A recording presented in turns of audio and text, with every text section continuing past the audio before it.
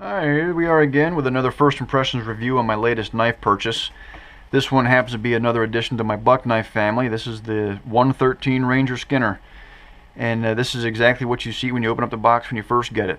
You get the knife already inserted into a thick black leather sheath. And first impression of that sheath is that it is a nice thick leather that's definitely built to last, with a single belt loop with no other configuration options on there. It's just the one vertical carry loop for your belt. And it does have the buck stamp embossed on the outside of the leather case, with stitching all the way down the side and a couple rivets to help hold it together. And go ahead and unsheath that real quick. And before we get to the knife, I do have to point out that right on the sheath, I left it on there on purpose for this video, is a sticker that says specifically "Sheath made in Mexico." So if that's going to be a turn off for you, then that's your own prerogative. Get your own sheath somewhere else, but regardless, it is made in Mexico. It is still a nice thick leather sheath with a thin plastic liner in there for extra added protection. Also notice it was kind of a deal to get out of the sheath and in, so it's nice and snug. So you kind of click in there and unclick out. So you get the added bonus of a nice sheath holding onto your nicer knife, and it will not fall out by accident if you have it inserted in there properly out in the woods. You fall out of your tree stand and this thing will stay in there, no problem, no doubt about it. So, setting the sheath aside, we'll move on to the knife. And admittedly, I fell in love with this knife about 2 or 3 weeks ago when I saw it online for the first time. And it was a classic case of love at first sight. This was actually the knife that I was looking for. I didn't even realize it 2 years ago, and I just found it. For cleaning out deer specifically, I like to have a blade that's about 3 inches long. And my hunt 2 years ago, I either missed this altogether or they didn't have it in production yet. I'm not really sure. But this blade specifically is measured at 3 1/8 inch long, which is just about perfect for what I was looking for. Because when I go inside the cadaver of the deer, where I can't see where I'm up in the cavity, I like to put my fingers close to the tip as possible to kind of draw what I'm cutting. And this particular blade and handle fits my hand perfectly for that, which is why I got the Omni Hunter a few years ago. But it is a folder knife, and I wasn't completely happy with that. The fixed blade is what I wanted, truly, and I finally found it. And what really caught my eye was the classic look of it. It's pretty obvious that it's a throwback to the original 112 Ranger folder and the 110 Hunter folder also. I pull those out real quick. This is my 112 that I have, and you can see the obvious similarities with that. And the 110, of course, being a slightly different design. It's essentially the same thing, just a little bit bigger than the 112. You'll notice the front bolster, particularly on the Rangers, it's no surprise being that they're both called Ranger, that the bolster is still very similar in shape. It's got the more protruding tip for your finger to sit on, whereas the 110 is a lot more smooth, and it doesn't have that defined curve on there. But the Rangers definitely have that as their kind of trademark there. I kind of like that. You get the extra added bonus of the finger protection from sliding up on the blade. So yeah, you got the front defined bolster on there, plus the wood handle on there, full tang by the way, from tip to the tip, that it's one piece of the blade, or blade steel anyways.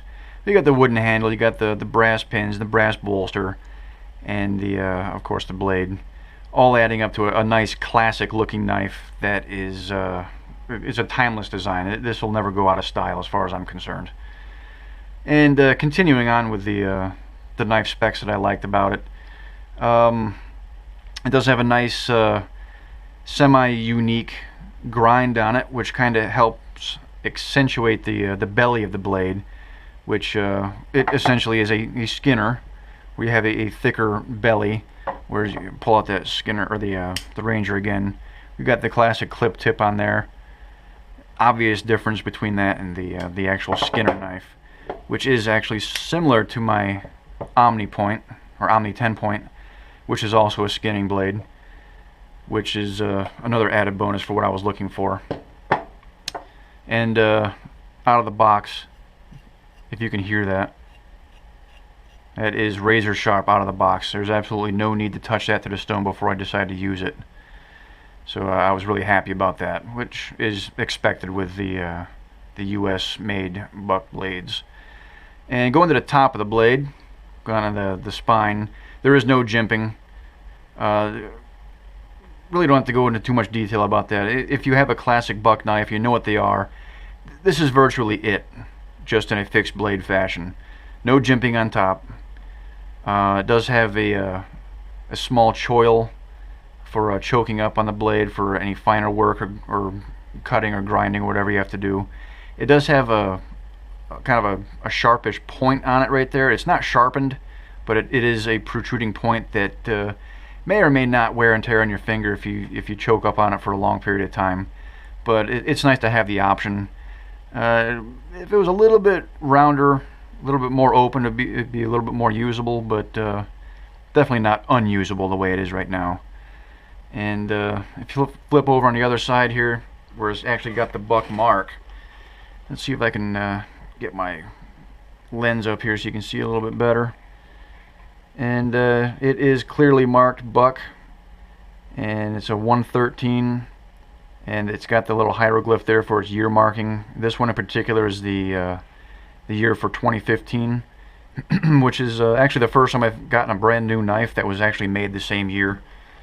So that's kind of cool. It'll add some more sentimental value down the years when I finally decide to hand this off to the grandkids or something.